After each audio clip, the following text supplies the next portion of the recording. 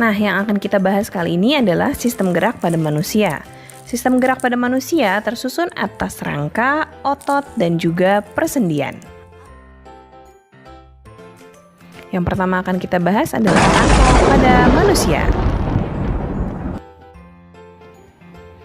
Rangka pada manusia itu adalah alat gerak pasif. Fungsi rangka antara lain adalah untuk menopang dan membentuk tubuh, tempat melekatnya otot-otot, dan juga sebagai tempat pembentukan sel-sel darah.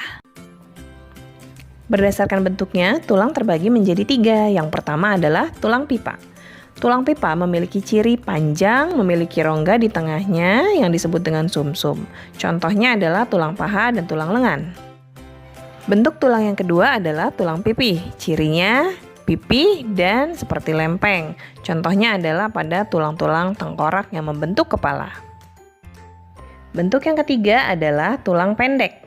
Ciri-ciri tulang pendek adalah bentuknya kubus atau tidak beraturan dan pendek. Contoh adalah pada ruas-ruas penyusun tulang belakang.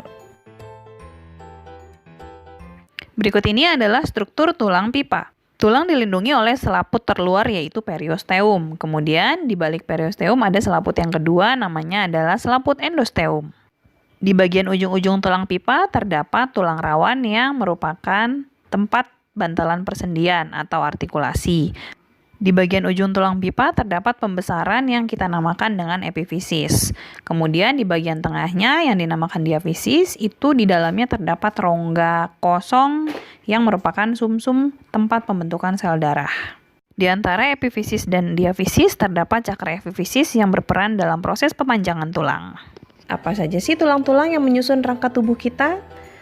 Rangka tubuh kita tersusun atas tulang kepala atau biasa disebut tulang tengkorak, kemudian rangka badan yang biasa disebut aksial, dan tulang anggota gerak atau apendikular.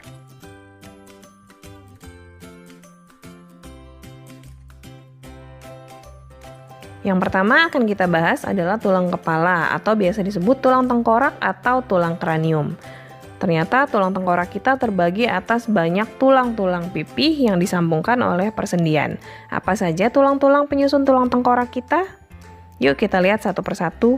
Yang pertama adalah tulang dahi atau biasa disebut dengan tulang frontal. Lalu ada tulang rahang bawah yang biasa disebut mandibula. Dan ada tulang rahang atas atau maksila. Ada juga tulang oksipital yang melindungi kepala bagian bawah belakang. Lalu tulang temporal yang biasa disebut dengan tulang pelipis. Dan tulang parietal yang melindungi kepala bagian belakang bagian atas.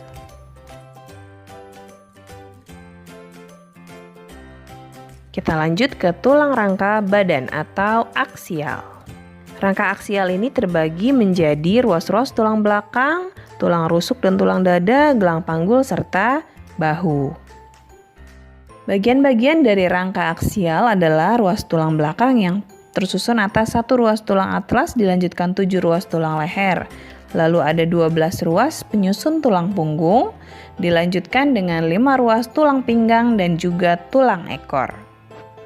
Selanjutnya, ada 7 ruas tulang rusuk sejati yang melekat pada tulang punggung dan tulang dada, 3 ruas tulang rusuk palsu yang melekat pada tulang punggung dan tulang rusuk di atasnya, dan 2 ruas tulang rusuk melayang yang hanya melekat pada tulang punggung saja.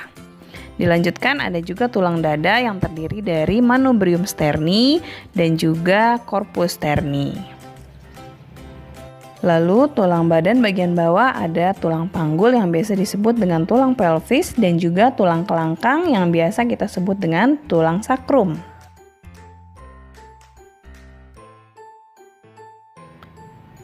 Selanjutnya kita masuk ke tulang anggota gerak atau biasa disebut dengan apendikular. Yang pertama ada tulang paha atau biasa disebut femur.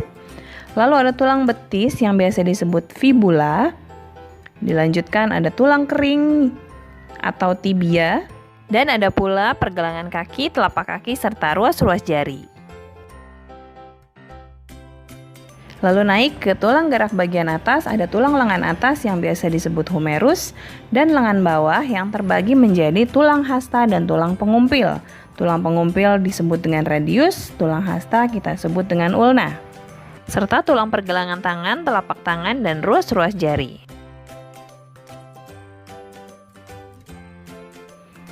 Selanjutnya kita belajar mengenai sendi atau artrosis. Sendi adalah persambungan antar tulang-tulang. Terbagi menjadi 3 macam, yaitu sendi mati, sendi kaku, dan sendi gerak.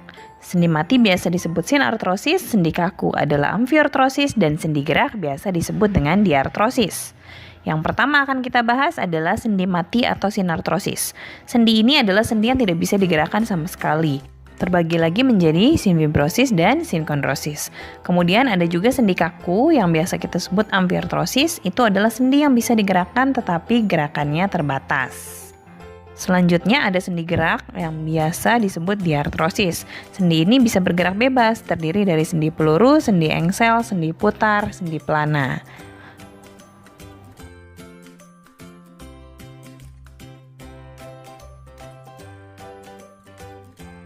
Berikutnya kita akan membahas mengenai otot.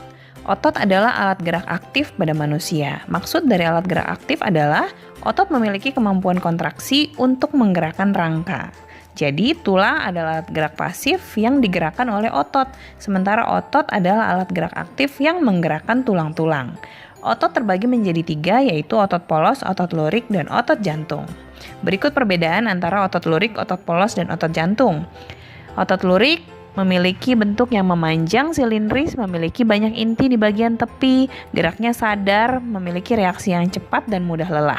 Sementara otot polos memiliki bentuk seperti gelendong dengan satu inti di tengah sel, bergerak secara tidak sadar, reaksinya lambat dan tidak mudah lelah. Otot jantung memiliki bentuk mirip dengan otot lurik, tetapi kerjanya mirip dengan otot polos, yaitu secara tidak sadar.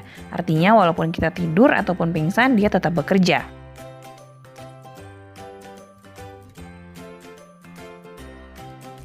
Selanjutnya kita akan membahas mengenai gangguan-gangguan pada sistem gerak. Gangguan yang sering kali terjadi karena kebiasaan duduk yang salah itu adalah skoliosis, lordosis, dan kifosis.